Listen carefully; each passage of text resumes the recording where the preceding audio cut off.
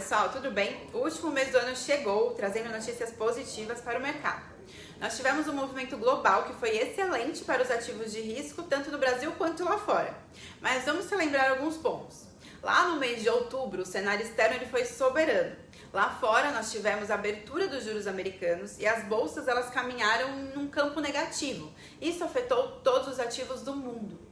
Em novembro, esse movimento ele foi totalmente o contrário. De forma geral, as bolsas foram muito bem, especialmente por conta do fechamento dos juros americanos. E é claro que o cenário externo ele impacta diretamente os ativos no Brasil. E assim, a bolsa brasileira ela subiu mais de 12% no mês. E os juros locais eles foram favorecidos também. Mas falando um pouco mais detalhadamente, o que nós tivemos? Mesmo sem nenhuma novidade no fiscal americano, a inflação ficou cadente, os indicadores ficaram mais fracos de atividade e levaram uma mudança na comunicação do Fed. Consequentemente, o mercado ele acabou precificando uma probabilidade maior dos juros serem cortados mais cedo, ou seja, em março do próximo ano. Todos esses acontecimentos ajudaram a segurar os juros americanos, que consequentemente têm grande influência aqui no Brasil. Olhando para o Brasil, o que nós tivemos? O Brasil ele surfou essa melhora do cenário externo, mas também nós tivemos fatores domésticos positivos e também tivemos aqui a manutenção do déficit de zero para 2024, nós tivemos uma evolução da agenda arrecadatória no Congresso, o Senado ele aprovou a tributação de fundos exclusivos e offshore e também nós tivemos dados de inflação que seguem bem comportados, contribuindo também para esse fechamento da curva de juros doméstica.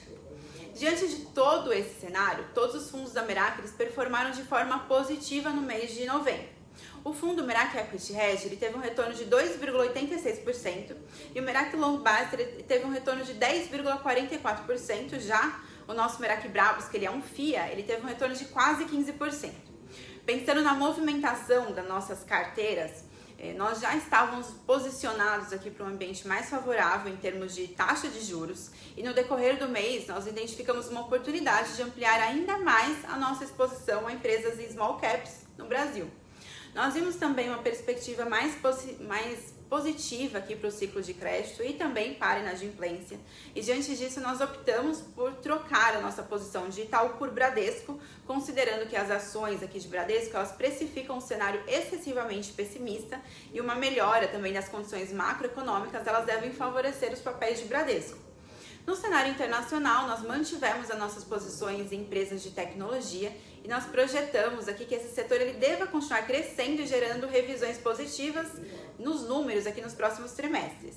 Hoje nós temos exposição em Nvidia e Meta e nós também permanecemos com uma posição em chefe de mercados emergentes que nós já tínhamos.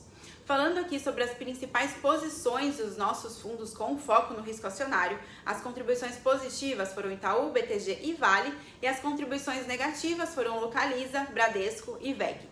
Já o nosso fundo de renda fixa, que é o Merak Horus, ele ficou com um retorno de 2,33%, que representa 253% do CDI. Dentro dessa estratégia, nós não fizemos uma alteração na carteira, ele foi influenciado tanto pelos fatores externos quanto internos.